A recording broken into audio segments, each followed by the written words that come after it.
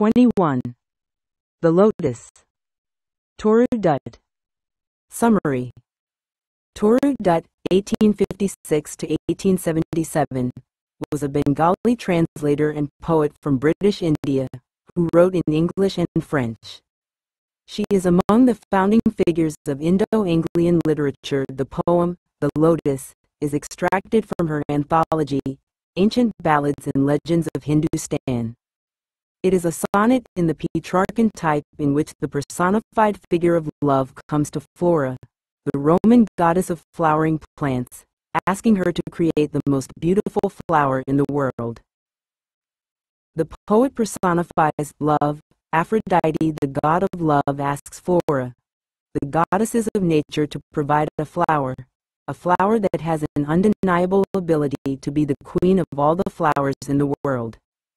Among the flowers there has been a well-known, long-standing rivalry between the lily and the rose. Popular poets claimed their beauty through songs, and both the flowers got equal praises. They both have their own uniqueness. Both couldn't beat the other. A rose cannot be pale or tower splendid like a lily, and a lily cannot be as lovely as a rose. Considering all these factors, love claims a flower that has both lily and rose's unique qualities together, a flower that is as lovely as a rose and as stately as a lily with pride. Myth behind the origin of rose. The first rose is created from the blood of Psyche when she loses her virginity to Cupid. As per the Greek mythology, the first rose was born on mixing the blood of Adonis and Aphrodite. Lily. The lily was the symbol of Hera, Juno, in her virginal state. The ancient inhabitants of Europe said that lilies first grew out of the milk from Hera, Juno, Eoster's breasts.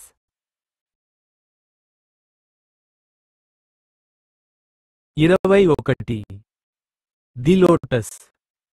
Toru Dutt. సారాంశం. తోరు దత్ 1856 నుండి 1877 ఆంగ్లం మరియు French భాషలలో వ్రాసిన British India నుండి బెంగాలీ అనువాదకుడు మరియు కవి. ఆమె ఇండో-ఆంగ్లియన్ సాహిత్యం యొక్క స్థాపక వ్యక్తులలో ఒకరు. ది లోటస్ కవిత ఆమె ancient ballads and legends of Hindustan నుండి సంగ్రహించబడింది. ఇది పెట్రార్చన్ రకంలో ఒక సోనెట్. దీనిలో ప్రేమ యొక్క వ్యక్తిత్వం గల వ్యక్తి పుష్పించే మొక్కల రోమన్ దేవత అయిన ఫ్లోరా వద్దకు వచ్చి ప్రపంచంలోనే అత్యంత అందమైన పువ్వును సృష్టించమని కోరింది.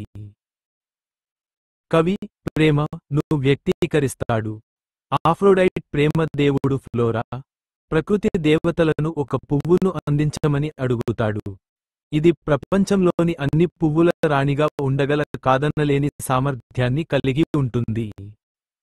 పువ్వుల మధ్య లిల్లీ మరియు ది రోజ్ మధ్య సుప్రసిద్ధ దీర్ఘకాల పోటీ ఉంది.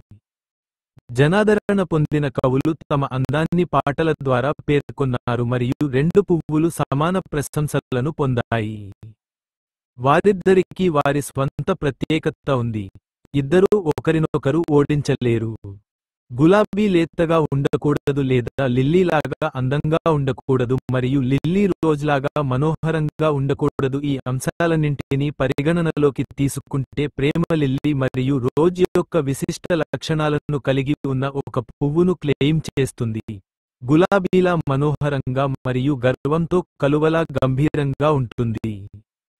గులాబీ యొక్క మూలం వెనుక ఉన్న పురాణం. మన్మధునికి తన కన్యత్వాన్ని కోల్పోయిన మానసిక రక్తం నుండి మొదటి గులాబీని సృష్టించారు. గ్రీకు పురాణాల ప్రకారం అడోనిస్ మరియు ఆఫ్రోడైట్ యొక్క రక్తాన్ని కలపడం ద్వారా మొదటి గులాబీ పుట్టింది. లిల్లీ కలువ ఆమె కన్యస్థితిలో ఉన్న హేరా, జూనో యొక్క చిహ్నం. హీరా, జూనో, ఈస్ట్రే యొక్క రొమ్ముల నుండి లిల్లీలు మొదటగా పెరుగుతాయని ఐరోపాలోని ప్రాచీన నివాసులు చెప్పారు.